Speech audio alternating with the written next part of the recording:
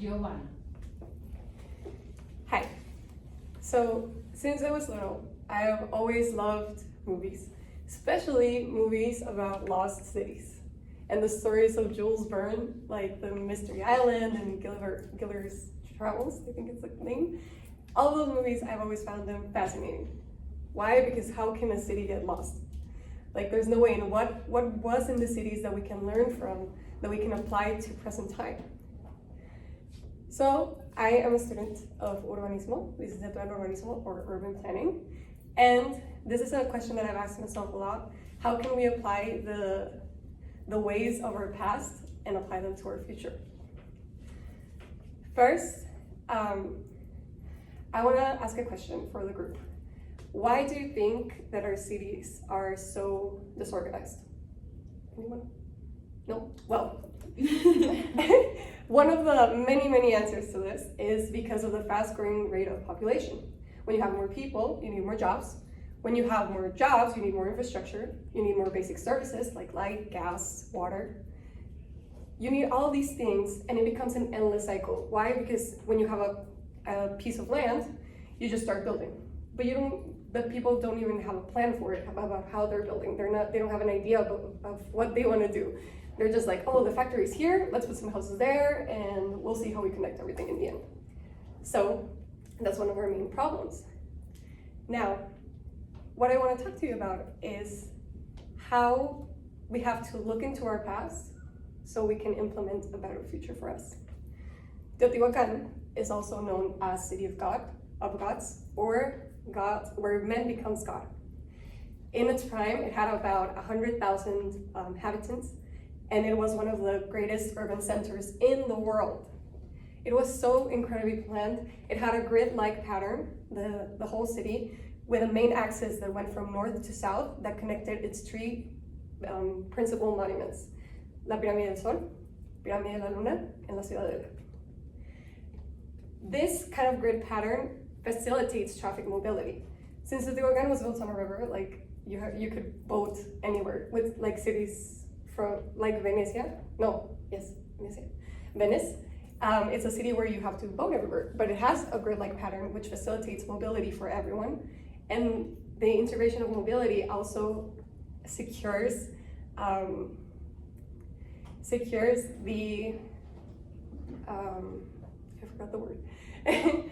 And it gives you accessibility to the city. So now, another aspect of Teotihuacan, it had specific zones. Everything was planned, which is incredible that there was such an advanced knowledge of how to build a sustainable and efficient city at that time.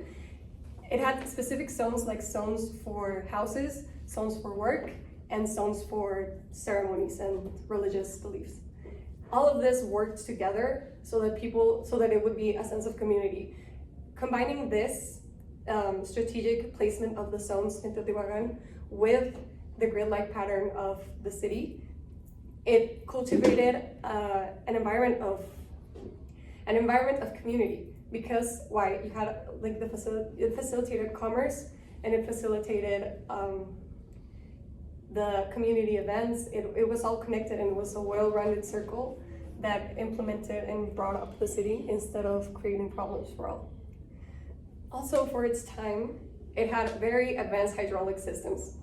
It had canals, and drains to make it accessible for drinking water, which was incredible. And also, the city was aligned with astronomical events, which gave a cultural enrichment to the city and amplified the cultural identity of its inhabitants. For a city to thrive, it's crucial to have a sense of community. Why? Because it reduces crime. That's a first, like, most big example of it. It reduces crime. When there's no sense of community, when there's no sense of identity within your community, that's when you have crime problems, because you have nowhere to look for. You have no safety net of people that you can rely on. But with a sense of community, crime goes down, things work smoother in a city.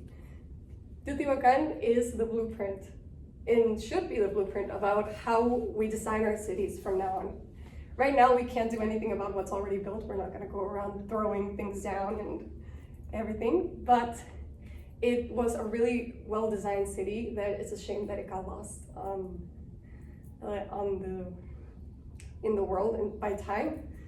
But it's a source that we can take inspiration from how we design our cities. And in order for us to go into the future, we have to dive into our past so we can understand and apply some of these knowledges that they left for us and apply them to our future so we can have more efficient, more sustainable, and more integrated communities.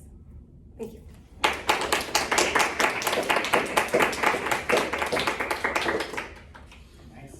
Excellent. So we come to an end almost. We need those couple